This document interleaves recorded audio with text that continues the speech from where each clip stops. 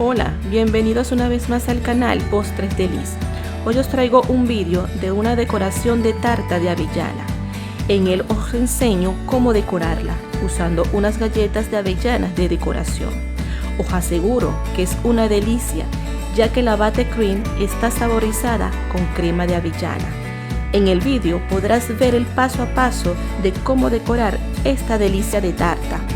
En la cajita de información os dejo los ingredientes. Ahora empecemos con la decoración.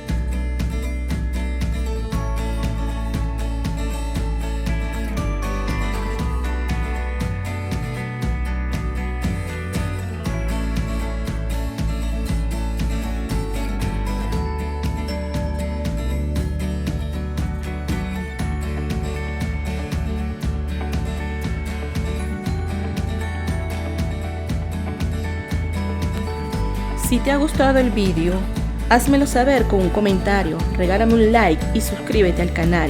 Activa la campanita para que te lleguen las notificaciones. Nos vemos en el próximo vídeo. Hasta luego.